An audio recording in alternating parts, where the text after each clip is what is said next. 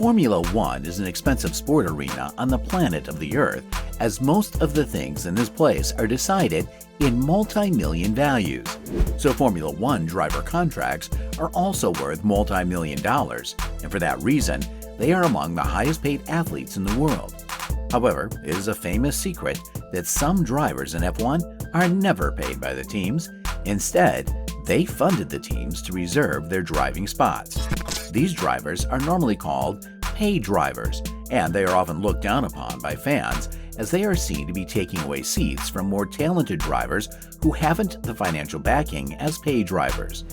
Nikita Mazepin, Lance Stroll, Zhou Guanyu, and Nicholas Latifi are some famous paid drivers in recent history, as their presence made so controversial scenarios within the sport. But can you believe that world-famous drivers like Michael Schumacher, Fernando Alonso, Niki Lauda, and Juan Manuel Fangio also engaged in F1 as paid drivers at the beginning of their racing careers? So, we're going to discuss about some of the famous paid drivers in F1 in detail through this video. Remember to subscribe to our channel for more interesting videos like this. Russian F1 driver Nikita Mazepin may be the closest reason that urged people towards hating paid drivers, as he created a huge mess throughout the 2021 season. After enjoying some mediocre results in F2, he wanted to step into F1 with the help of his father's money. At the beginning of the 2021 season, the Haas F1 team was without a strong main sponsorship, and that's why they agreed to a sponsorship deal with the Uralkali brand, owned by the Mazepin family. He was unable to keep his car at least on the track without an issue and earned a nickname, Maze Spin, due to the regular spinning on the track. He was heavily criticized by fellow F1 drivers for his dangerous moves inside the track. Haas administration decided to dump both Nikita and his Uralkali sponsorship at the end of the 2021 season, citing Russia's invasion on Ukraine as the reason. Even though Nicholas Latifi arrived the F1 arena as a F2 runner-up, he was labeled as a paid driver later with his poor driving performances in the premium category. The Canadian driver was able to secure a seat at financially struggling Williams' team with the help of his father's money. His father was the CEO of Safina Foods, and that name was a regular appearance on Williams' livery throughout Latifi's involvement with the team. Despite his poor form over 3 seasons, Latifi was able to retain his F1 seat from 2020 to 2022 with the help of his father's money. Lance Stroll is the son of Lawrence Stroll, who owned the Aston Martin F1 team. When Stroll arrived the Formula One arena for the first time in 2017, his father is said to invest $80 million to buy a seat of Williams' F1 team. Before entering F1, Lance was said to have given the service of the best engineers and a test program in a 2014 Williams, allowing him to have an edge over other rookies. Then Lawrence decided to buy the Force India F1 team in 2018, securing a permanent seat for his son.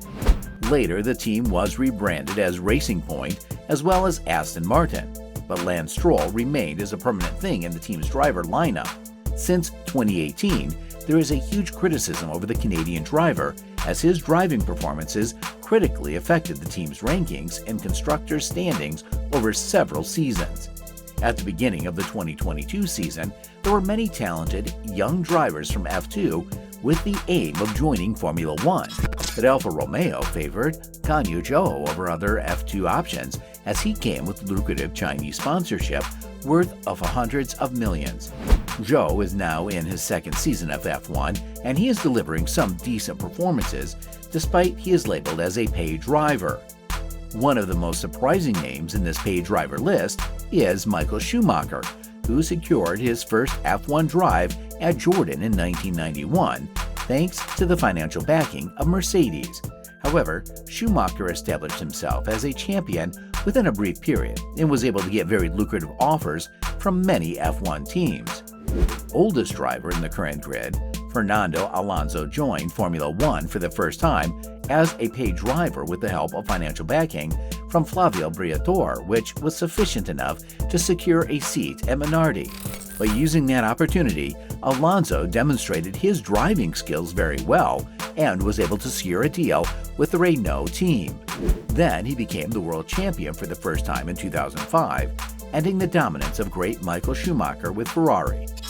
Mark Webber is considered as one of the greatest talents in F1, but was never crowned as a champion, and his stint at Red Bull is noteworthy.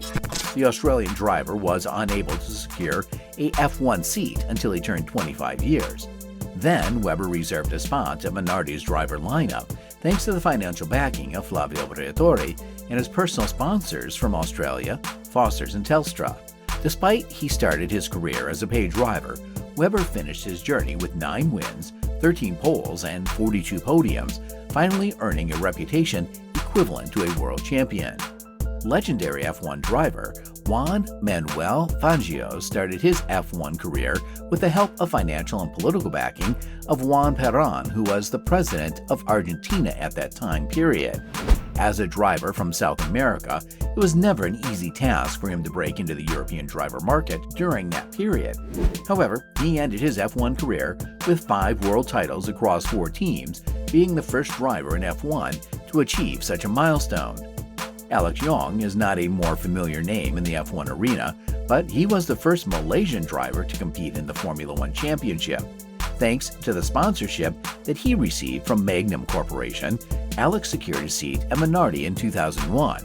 He never showed a considerable improvement as a driver and dropped from the Minardi lineup at the end of his second season with the Italian racing team. Jean-Denis Delatraz is considered as one of the weakest drivers ever competed in the championship.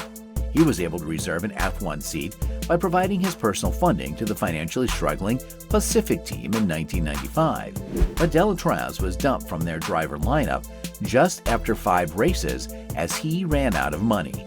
Within these 5 races, he made headlines due to his riskier driving style, which caused several dangerous incidents.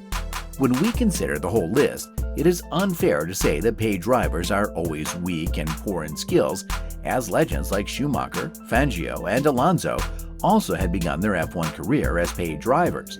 But most of the paid drivers who joined the sport within the last 2 decades never showed any performance strong enough to question the criticism against them. What do you think about paid drivers in F1? Is it fair to introduce regulations to minimize the participation of paid drivers in the sport? Share your thoughts in the comments section below. That's the end of today's video. Remember to subscribe for more informative videos like this.